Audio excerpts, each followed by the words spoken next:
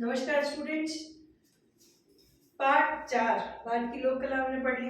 अब हम थोड़ा सा अलग पार्ट की तरफ जा रहे हैं जो कि है पुनर्जागरण। पुनर्जागरण क्या, जब ब्रिटिशर्स आए थे तो उन्होंने क्या किया, लोक कला को नष्ट करना शुरू कर दिया था।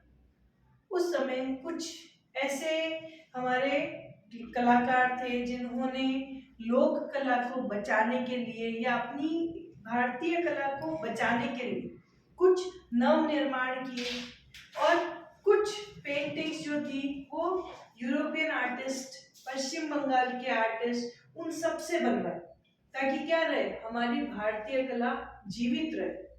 तो इसी के साथ में इसमें हमारा पहला जो है वो है भूमिका। इसकी क्या भूमिका रही होगी जब पुनर्जागरण हुआ, क्यों पुनर्जागरण हुआ, किस लिए हुआ और चित्रकला में क्यों हुआ।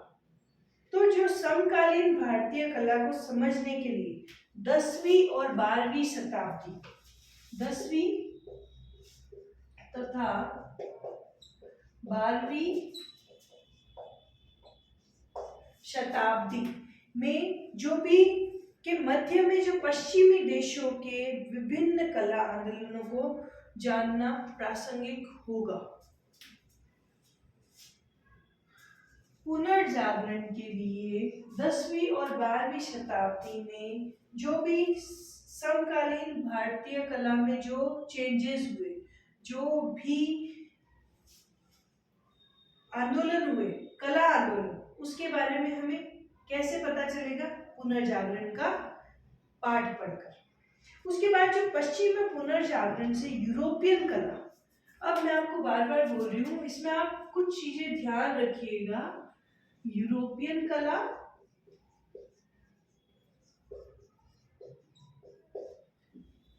दसवीं से 12वीं शताब्दी का कौन सा काल, समकालीन भारतीय कला। आपको सारी चीजें याद रखनी है इस पाठ में। समकालीन भारतीय कला।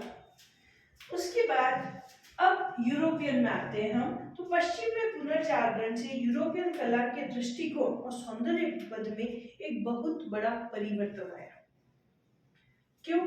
क्योंकि जो भारतीय कलाकार थे वो अपनी कला को समाप्त नहीं करना चाहते थे, तो उसके साथ साथ उन्होंने क्या किया, यूरोप में जाके यूरोपियन जो आर्टिस्ट थे, जो कलाकार थे, उनके साथ सम्मिलित हुए, उनकी कला को सीखा, जाना कैसे करते हैं और नए नए प्रारूपों को, नए नए कला के प्रारूपों को अपने समक्ष रखा और भारतीय में भी वो उस कला के लिए प्रेरित किया भारतीयों को भी।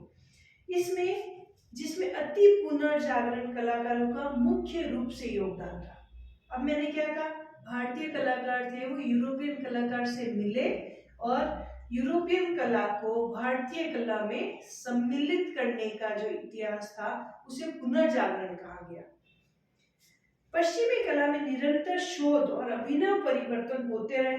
कलाकारों की यथार्थवादी, सादृश्य मूलक दृष्टिकोण से अयथार्थवादी कला के रूप की ओर जाती रही।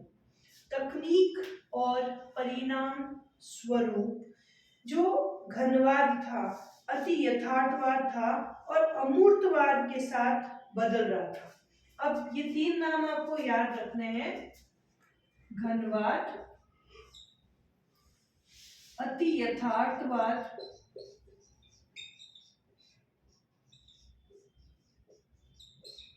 तथा अमूर्तवाद। ये तीन नाम आपको याद रखने हैं। इसी के साथ साथ क्या हुआ, तकनीक और सौंदर्य परक, घनवाद, अति यथार्थवाद और अमूर्तवाद के साथ साथ क्या हुआ, बदलाव हुआ। इन पश्चिमी कला आंदोलनों के प्रभाव को भारतीय सहित वैश्विक कला पर देखा गया। आधुनिक भारतीय कलाकारों ने इसी प्रभाव के अंतर्गत कार्य किया और धीरे धीरे अपनी पहचान पाने की ओर अग्रसर हुए। जब ब्रिटिशर्स ने सारा खत्म कर दिया था और ब्रिटिशर्स ने कुछ भारतीयों को, कुछ भारत के जो राजा महाराजा थे, उन्होंने भी उनको अपनी तरफ ले लिया कि भारतीय कला तो खराब है, आप हमारी कला को उपयोग में लो।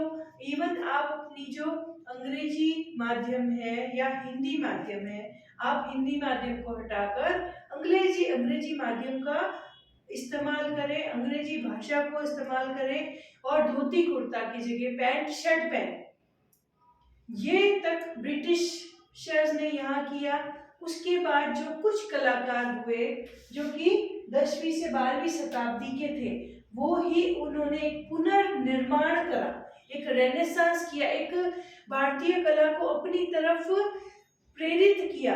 और जो भारतीय लोग थे जो कि ब्रिटिशर्स के पास जा रहे थे कि नहीं, हमें तो पुरानी जो कला है उसको छोड़कर हमें तो नई सभ्यता का निर्माण करना है, उसी को रोकने के लिए पुनर्जागरण का शब्द का इस्तेमाल किया गया। अब हम आगे बढ़ते हैं कि यूरोप में जो 14वीं और 17वीं शताब्दी के बीच जो रेनेसांस हुआ, जो पुनर्जागरण का काल था, पुनर्निर्माण का काल था, इसको हम पढ़ेंगे कि कौन सी शताब्दी में? आप यूरोप में 14वीं तथा 17वीं शताब्दी के बीच का काल क्या कहलाया? रेनेसांस। और रेनेसांस अगर आपको याद नहीं होता है तो आप इसको लिख सकते हो पुनर्निर्माण या पुनर्जागरण। अब इस दौरान कला, वास्तुकला और साहित्य के क्षेत्र में एक उभार सा देखने को मिलता है। 14वीं शताब्दी में पहले के अंधकार काल की जड़ता की ठीक विपरीत था और एक नई चेतना, मैं बार बार यही बोल रही हूँ आपको, किसके कारण हुआ? जब कलाकारों ने अपने आप को उस तरफ प्रोत्साहित किया कि नहीं, हमारी भारतीय कला का अंत नहीं होना चाहिए, जबकि जो यूरोपियन कला है वो भारतीय कला में सम्मिलित होकर एक नया भारत का जन्म होना चाहिए। तो उसी के साथ साथ एक नई चेतना, नई खोज, नवीन विचार और नए दृष्टिकोण का जो काल कहा गया उसे पुनर्जागरण कहा गया। समझ में आया आपको? उसके बाद जो इटली और यूनान के पुरातन रूढ़िवादी जो समाज था वो एक आघात की तरह था। उनको लग रहा था कि क्यों भारतीय आ रहे हैं। उस समय के जो पुनर्जागरण के जो 3 भाग थे उसको बांटा गया, वो था प्राथमिक, उच्च और अति पुनर्जागरण। कितने भागों में बांटा गया पुनर्जागरण को? 3 भागों में, प्राथमिक पुनर्जागरण, उच्च पुनर्जागरण तथा अति पुनर्जागरण। इन 3 हिस्सों में बांटा गया। अब पुनर्जागरण काल की कला में मानव शरीर के मांसल संरचना को उत्कृष्टता से दर्शाया जाता था। अब जो हमारे भारतीय कलाकार थे वो एक नॉर्मल चित्र बनाते थे, मतलब मीन्स कि एक इंसान का चित्र बनाना है तो 2 पांव बना दिए, ना कि उसकी डिटेल में जाते थे। अब उन्होंने क्या किया, जब भारतीय यूरोपियों से मिले तो यूरोपियन जो आर्ट थी वो बहुत सुंदर तरीके से उन्हें बनाया जाता था।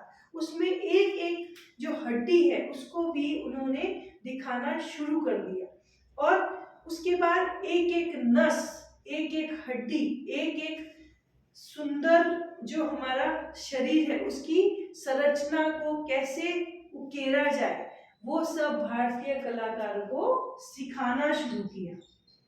अभी किसका चल रहा है? भारतीय और यूरोपीय कलाकार। तो जब वो अपनी यूरोपियन आर्टिस्ट जब अपनी पेंटिंग्स में इतना सुंदर काम करने लगे, मांसल संरचना क्या होती है, एक एक उसकी मांसपेशियां दिखना पेंटिंग में, वो सारी कलाकार को नाटकीय प्रकाश और छाया का अद्भुत मिश्रण इस युग के कलाकारों में वैज्ञानिक अनुपात एवं अवलोकन का गुण देखने को मिलता है। किसमें? पुनर्जागरण की जो कला थी उसमें। किसने सिखाई थी? कहां से आई थी? यूरोपियन से आई थी। किसमें? भारतीय कलाकारों में। संक्षिप्तीकरण और परिदृश्य की पूर्णता का पूरा ध्यान रखा गया है उस काल की जो चित्र बने थे। उसके बाद डूचो तथा मासाचियो नामक कलाकारों ने वास्तुकला को एक नया आयाम दिया। ये दो नाम आपको पूर्णतः याद होने चाहिए, डूचो और मासाचियो। दो कलाकारपन पे, डूचो तथा मासाचियो।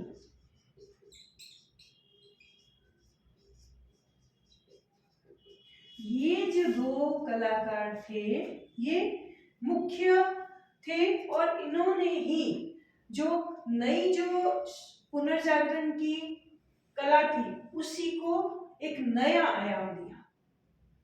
अब इसी के साथ साथ कुछ और उत्कृष्ट कलाकार थे जो कि वो भी यूरोपियन थे।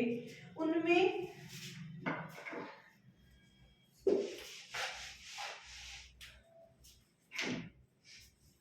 थे हमारे लियोनार्डो दा विंची। ये भी नाम आपको याद करने हैं, लियोनार्डो दा विंची। इसी के साथ साथ रैफेल, माइकल एंजेलो,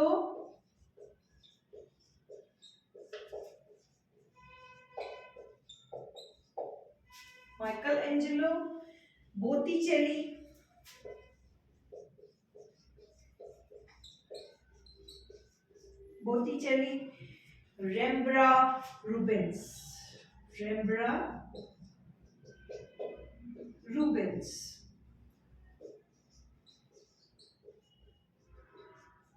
तो ये जो कलाकार थे ये मुख्य कलाकार थे जो कि एक सर्वोत्कृष्ट कला का जो नमूना पेश करते हैं, ये वो कलाकार थे। अब आपने पता है मोनालिसा देखी होगी, पर उसका कलाकार आज तक किसी को नहीं पता है। बस हमें पता है कि मोनालिसा अच्छी होती है, मोनालिसा की स्माइल अच्छी है, इसीलिए वो प्रसिद्ध है। बस इतना ही पता है, उनके कलाकारों के बारे में हमें किसी को नहीं पता है। तो जो मोनालिसा के जो कलाकार थे वो कौन थे? लियोनार्डो दा विंची थे, इन्होंने ही इसे बनाई थी। तो ये बात आपको ध्यान रखनी है। अभी हम आगे के जो हमारा जो पार्ट है आगे हम पढ़ेंगे, उसमें मोनालिसा है, तो आपको कभी भी ध्यान रखना है मोनालिसा किसने बनाई? Leonardo da Vinci.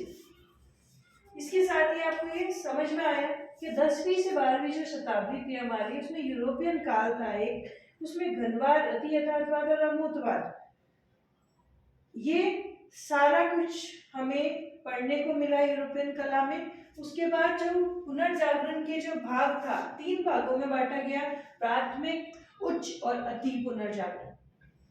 इससे क्या हुआ? उडूचो और मासाचियो जो दो कलाकार थे उन्होंने बहुत मुख्यतः भूमिका निभाई इसमें, और कुछ जो यूरोपियन कलाकार थे जैसे Leonardo da Vinci, Raphael, Michelangelo, Botticelli, Rembrandt और रूबेंस, इन कलाकारों ने सर्वोत्तम उत्कृष्ट कला के नमूने बनाए थे उस समय के। अब हम इसी के साथ इसका एक चित्र है वीनस का जन्म, ये पढ़ेंगे। इन्हीं चित्र कलाकारों के इन्हीं का एक जो है वीनस का जन्म, जो सेंड्रो बोटिचेली ने बनाया था, उसके बारे में हम पढ़ेंगे।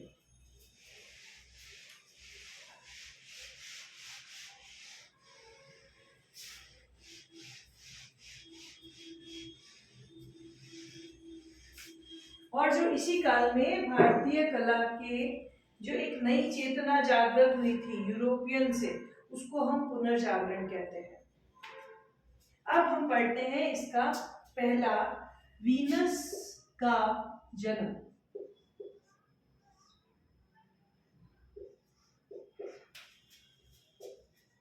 वीनस का जन्म। अब ये एक चित्र है, ठीक है ना, इसकी विशेषताएं पढ़ते हैं। वीनस का जन्म चित्र है, देखो आप गलत मत लिख देना, जो भी हमने पहले पढ़ा है उसमें कुछ चित्र थे, कुछ टाइल्स थी, कुछ शिलालेख थे, तो आपको गलत बिल्कुल नहीं लिखना है। वीनस का जो जन्म है वो चित्र है। उससे पहले जो रासलीला थी वो किस पे बनाई गई थी? टाइल्स पे बनाई गई थी। ठीक है,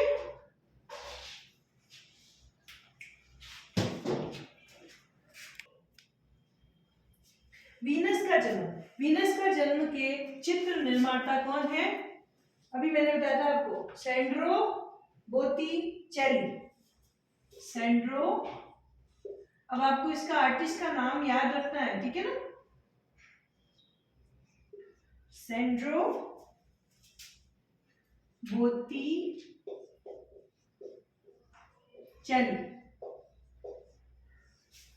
ठीक है मित्रों, फिर उसके बाद कब बनाया गया था? बस आपको पॉइंट पॉइंट आप जैसे ही लर्न करोगे आप अपना पूरा पेपर कर सकते हो, सिर्फ आपको पॉइंट लर्न करने की आवश्यकता है। उसके बाद कब बनाया गया था? 1485 से 86, 1485 से 1486 में बनाया गया था, जो आज फ्लोरेंस में गैलेरिया डेगली उफ्फिची के अंदर सुरक्षित है। अब इसका थोड़ा सा नाम टफ है तो हम इसी को ही लिखेंगे, फ्लोरेंस। कहाँ सुरक्षित है ये? अभी फ्लोरेंस में गैलेरिया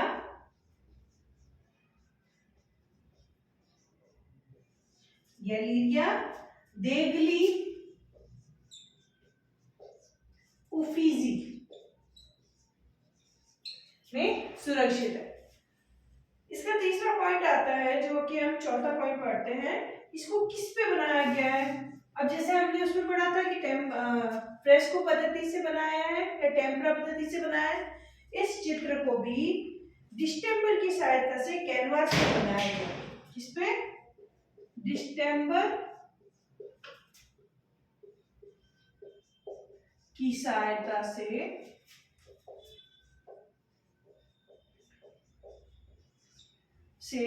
कैनवास पर बनाया गया। ठीक है, अब इसमें क्या दिखाया गया है, क्या बनाया गया है? ठीक है, हमने ये पढ़ लिया, वीनस का जन्म चित्र है। उसके बाद सैंड्रो बोत्तिचेली, इसका है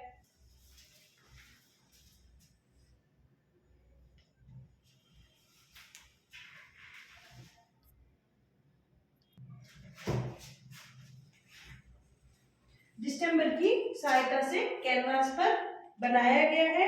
उसके बाद इस चित्र में प्राचीन ग्रीक कलाकारों की प्रेरणा से बनी कलाकृति में सौंदर्य और सत्य का प्रतीक देवी वीनस को एक सीपी में निर्वस्त्र पैदा होते हुए दिखाया गया है।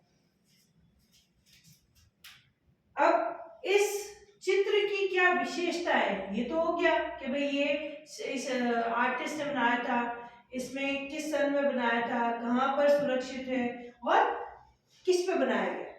अब हम जो इसकी विशेषताएं होती है कुछ कि इसमें क्या क्या बनाया गया है,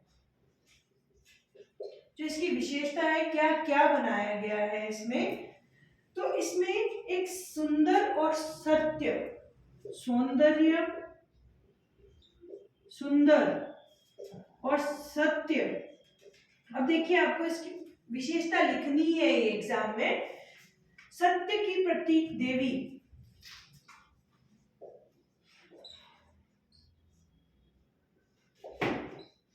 देवी, देवी का नाम क्या है? वीनस। वीनस देवी को एक सीपी में निर्वस्त्र पैदा होते हुए दिखाया गया। एक सीपी में वीनस देवी को सीपी में निर्वस्त्र पैदा होते हुए दिखाया है।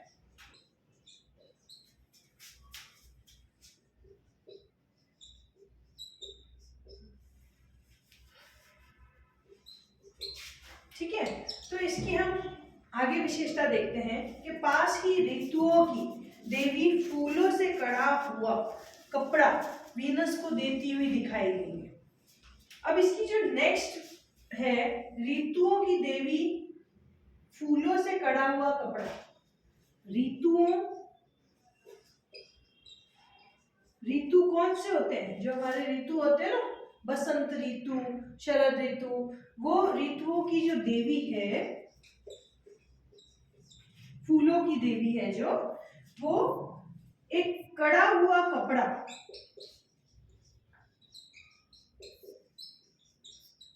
किसको दे रही है? वीनस को देती हुई दिखाई दे रही है। ठीक है, उसके बाद वह अपना बदन ढक सके। क्यों दे रही है वीनस को? देवी वीनस को क्यों दे रही है? ताकि वह बदन ढक सके। इसके बाद इसमें कुछ उड़ते हुए देवदूत, इसी चित्र में उड़ते हुए देवदूत दिखाए गए।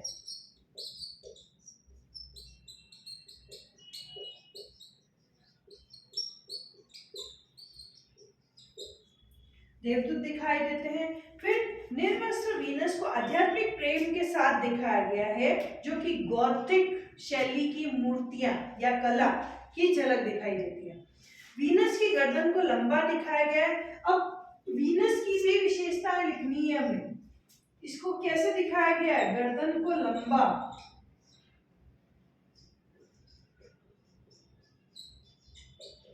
गर्दन को लंबा दिखाया है वीनस की, और बाएं कंधे को झुका हुआ दिखाया गया है। बाएं कंधे को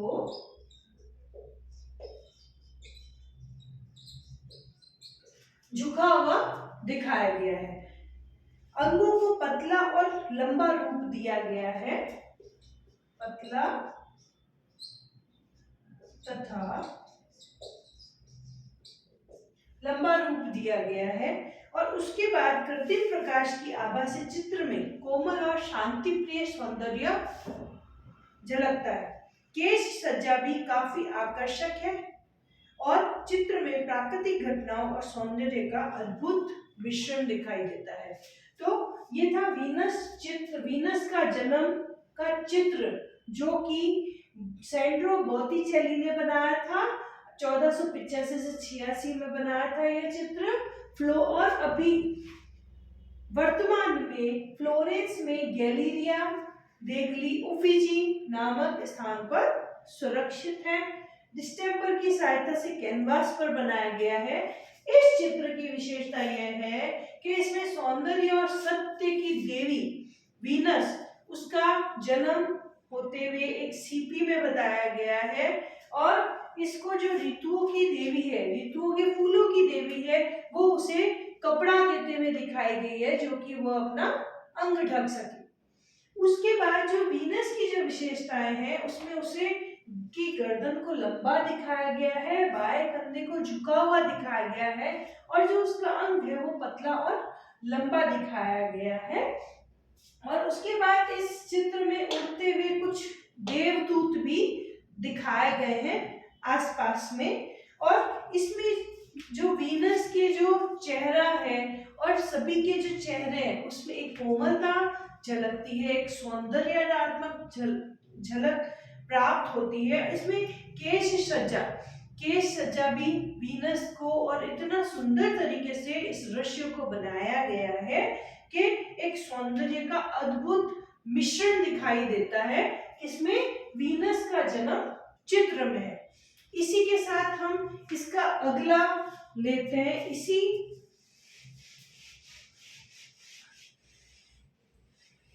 पार्ट का, जिसमें हमने बहुत सारे कलाकारों के नाम देखे थे, जिसमें रेंड्रा,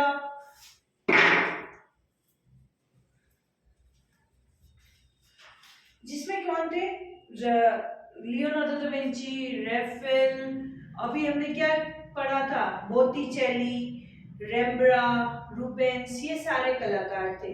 तो इसमें से एक कलाकार का जो चित्र बनाया हुआ है वो है वीनस का चित्र, और दूसरा जो हम पढ़ेंगे वो है मोना।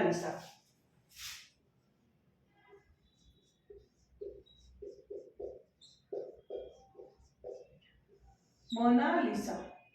अब वापस इसके भी सेम पॉइंट आते हैं। देखो स्टूडेंट्स, जब हम किसी भी चित्र का वर्णन करेंगे अपने उत्तर में, तो आपको पूरा वर्णन करना है। आप सिर्फ ये नहीं लिख सकते कि ये चित्र इस कलाकार ने बनाया था, इस समय बनाया था और यहाँ सुरक्षित है, बस ये नहीं लिखना है। आपको पूरी विशेषता लिखनी है कि इस चित्र में ये सारी चीजें बताई गई है, इस चित्र में इन रंगों का प्रयोग किया गया है, इसकी सौंदर्यता और कोमलता भी दिखाई गई है। ये सारा आपको वर्णन करना है, तभी आपको पूरे मार्क्स मिलेंगे, अदरवाइज वो आधा अधूरा आंसर होगा। अब हम पढ़ते हैं मोनालिसा। इसमें भी आपको सेम चीजें देखने को मिलेगी। किसने बनाई थी? लियोनार्डो दा विंची ने बनाई थी।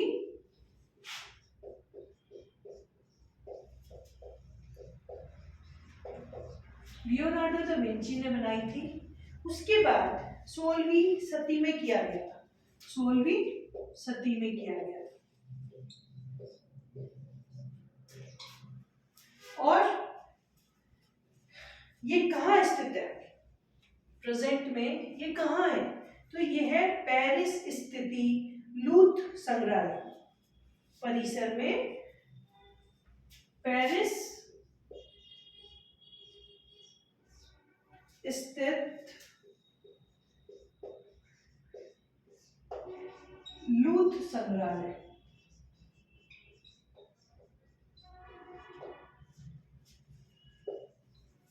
ठीक है स्टूडेंट्स। उसके बाद अब जो पहले वाला जो चित्र था वो डिस्टेंबर की सहायता से कैनवास पर बनाया गया था। अब ये चित्र जो है, जो कि मोनालिसा का है, ये पहाड़ी लकड़ी पर तेलीय रंगों की सहायता से बनाया गया है। पहाड़ी लकड़ी पर तेलीय रंग, ऑयल कलर से बनाया गया है। उसके बाद चेहरे पर रहस्यमयी मुस्कान। अब ये किसके कारण प्रसिद्ध है? क्यों इसे मोनालिसा कहते हैं? सिर्फ आर्टिस्ट ने बनाई इसलिए नहीं, इस पेंटिंग की कुछ अपनी विशेषताएं हैं, जो कि हम बोलते हैं कि मोनालिसा का चित्र तो बहुत प्रचलित है, बहुत सुंदर है। तो वो किसके कारण है? उसकी चेहरे की रहस्यमय मुस्कान, चेहरे की रहस्यमय मुस्कान, ये इसकी प्रमुख विशेषता है इस चित्र की, कि आप जिस तरफ भी जाओगे और मोनालिसा के चित्र को देखोगे तो आपको लगेगा कि वो आपके सामने मुस्कुरा रही है। चाहे आप दाएं जाओ, चाहे बाएं जाओ, चाहे सामने जाओ, आपको ऐसा ही लगेगा कि मोनालिसा आपको देख रही है और आपके सामने मुस्कुरा रही है। इसको हम रहस्यमय मुस्कान बोलेंगे। उसके बाद यह एक महिला का चित्र है।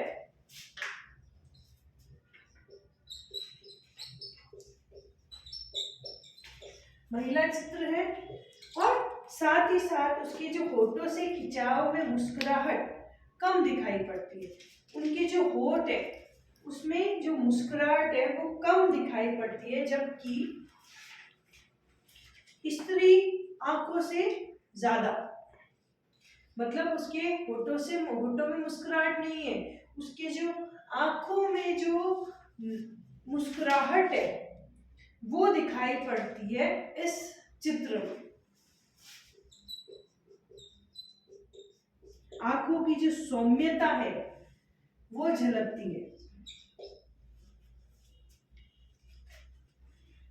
फिर इसकी अगली विशेषताएं ये हो गई कि इसके घुंघराले बाल, तीखे नाक, लंबी आंख, लंबी ठोड़ी, पतले होठ और स्त्री अत्यंत मनमोहक लगती है। इसको ऐसे ही बनाया है लियोनार्डो दा विंची ने। चेहरे पर बाल तो कहीं भी नहीं दिखाई देते, पर भुओं पर भी नहीं, चेहरे को प्रकाश का फोकस दिया गया है। उसके चेहरे पर इस तरह से लाइट डाली गई है कि वो एक सुंदरता और एक सौम्यता और एक लयबद्ध जो उसका चेहरा है वो दिखाई देता है। जबकि पृष्ठभाग में नदी, पहाड़ों, उसके जो पीछे वाला जो भाग है, जैसे ये हमारी मोनालिसा है, तो इसके पीछे वाले भाग में नदी, नाले, पेड़ ये सब बनाए गए हैं इस क्षेत्र में। उसके बाद लियोनार्डो ने पिरामिड डिजाइन का प्रयोग किया है, बाएं हाथ के आधार पर कार्य करते हैं। उसके बाद जो इसके चित्र में प्रकाश का बेहतरीन उपयोग किया गया है, इसके चेहरे पर एक ऐसी रंगों से लाइट दी गई है कि वो चेहरा हमेशा प्रकाशमयी रहता है। उसको अगर हम बिना लाइट के भी देखेंगे तो वह ऐसी लगेगी कि उसमें हमेशा प्रकाश झलक रहा है।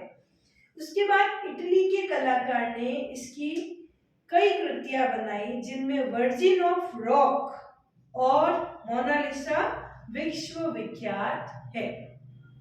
समझ में आया स्टूडेंट्स? अब यहाँ पर मैंने ये सारे पॉइंट्स नहीं लिखे हैं, जो बाद वाले हैं वो जब आपको नोट्स मिलेंगे उसमें आप सारा लर्न कर सकते हैं। अब इसी के साथ ही इसका एक और चित्र, लास्ट चित्र जो इसी पार्ट का है,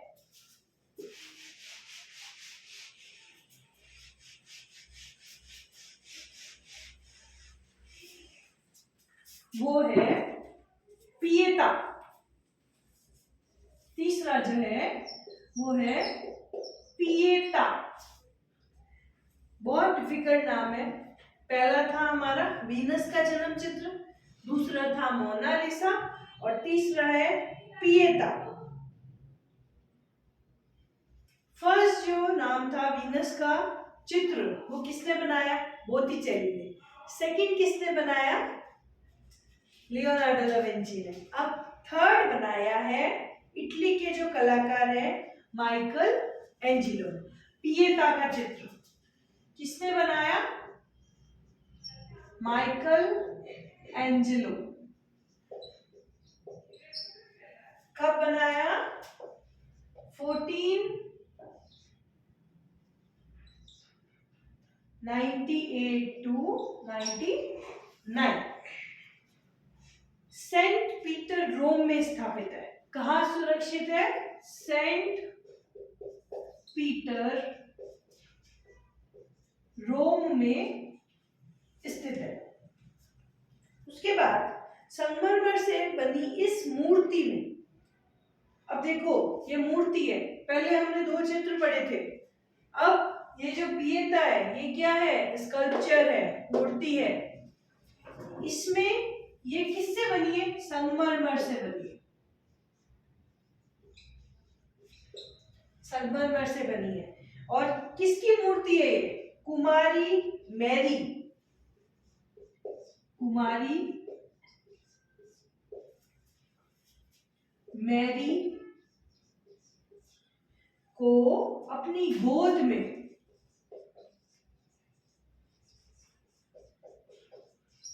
में किसने लिया है? यीशु के मृत शरीर को लिए हुए दिखाया गया है। यीशु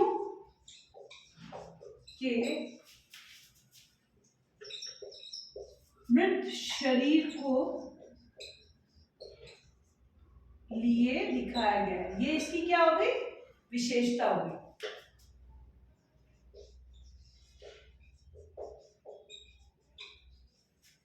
ठीक है।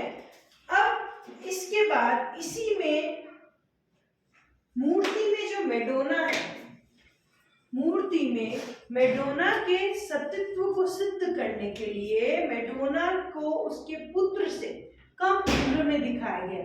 अब इसमें देखो कैरेक्टर कितने हैं? पहला आ गया कुमारी मैरी, दूसरा आ गया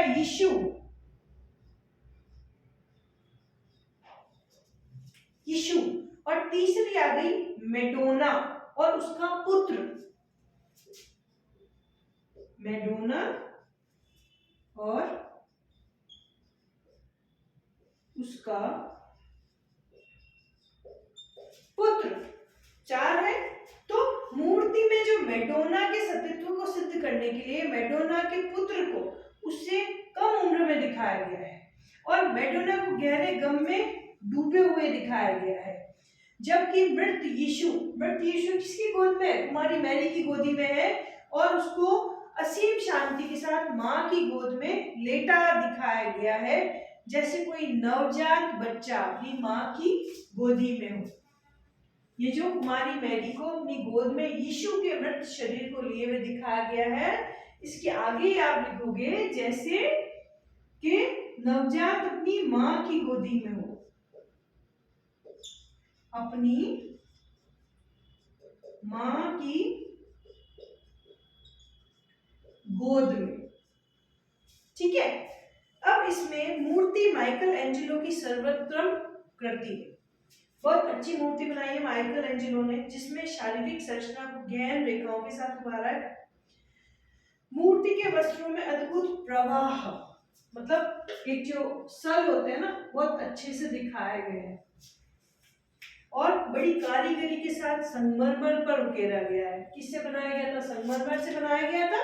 तो संगमरमर की जो कारीगरी है, जो उसमें सलवटें हैं, पूरी अच्छी तरह दिखाई गई है। वस्त्रों की एक एक सलवट को दिखाया गया है इसमें। मूर्ति में कलाकार की सृजनशीलता, कल्पनाशीलता, समन्वय, सोच, उच्च आदर्श, शालीन दृष्टिकोण की झलक मिलती है। माइकल एंजेलो द्वारा भी बनाए गए डेविड मोसिस रोम में स्थित सिक्सटाइन चर्च की छतों पर गीले प्लास्टर पर महानतम कृतियों होने का आभास है। तो इसी के साथ हमारा ये चैप्टर है वो खत्म होता है। इसका एक और द नाइट वॉच, इसी के साथ इस पार्ट का चौथा चित्र वो है द नाइट वॉच। ठीक है। अब ये चित्र किसने बनाया था? ये चित्र डच कलाकार था, एक डच चित्रकार। अभी हमने पढ़ा था रेम्ब्रांट ने बनाया था। कब बनाया था? 1640 से 42 ईस्वी में। फिर कैनवास पर तेलीय रंगों से बनाया गया है, ऑयल पेंटिंग है ये।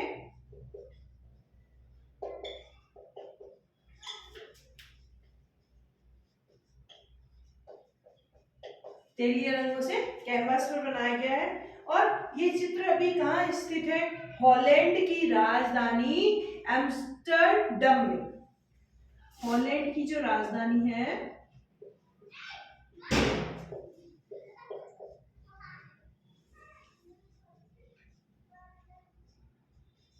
राजधानी एम्स्टर्डम में, एम्स्टर्डम में है। अब कुछ विशेषताएं इस चित्र की।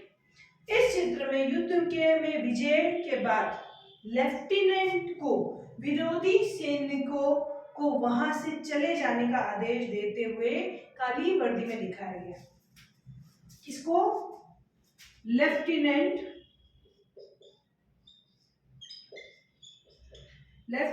को विरोधी सैनिक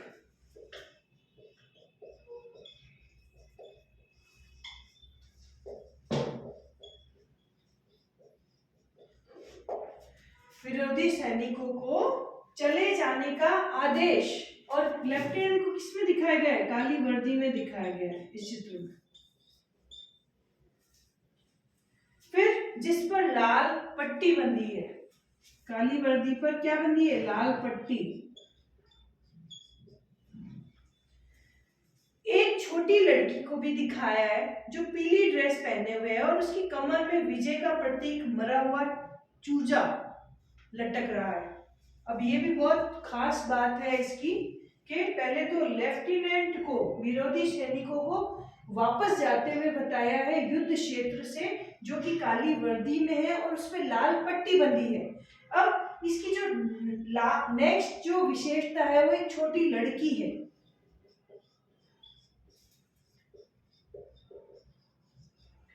जो कि किस में है, पीली ड्रेस पहने हुए हैं, पीली ड्रेस पहने हुए हैं और उसी के साथ उसकी कमर पर विजय का प्रतीक। जब हम युद्ध क्षेत्र से आते हैं तो कुछ साथ लेकर आते हैं, या तो हमारी तलवार होती है।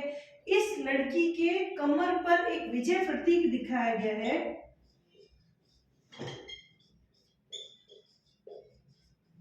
वो क्या है, एक चूजा, मरा हुआ चूजा।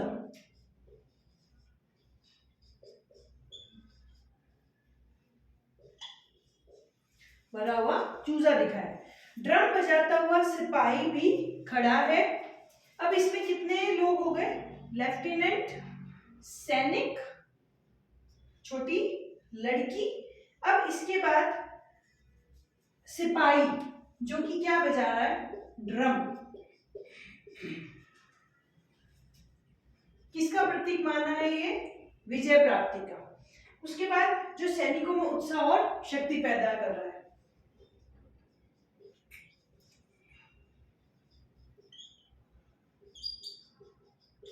उत्साह पैदा कर रहा है। इसके बाद इस चित्र में कलाकार ने प्रकाश पृष्ठभाग की छाया का बहुत ही सूक्ष्मता से प्रयोग हुआ है और जिससे पात्रों में एक महत्व उजागर होता है कि भाई ये लेफ्टिनेंट है, ये सैनिक है, ये सिपाही है और जो लड़की है वो अपनी खुशी प्रतीत करते हुए कि विजय का मतलब युद्ध क्षेत्र से जीत कर आए हैं, विजय का प्रतीक है और अपने मरे हुए चूजे को कमर पर साथ लाइए जैसे तलवार लाते हैं। तो घटना का यथार्थवादी चित्रण ही चित्र की आत्मा है और जो कलाकार में नव चेतना और अभिव्यक्ति की स्वतंत्रता को उजागर करती है। तो ये द नाइट वॉच जो चित्र है ये किसने बनाया है, डच चित्रकार के रेम्ब्रांड ने बनाया है। 1640 से 42 में बनाया है और ये तेलीय रंग में कैनवास पर उकेरा गया है। इस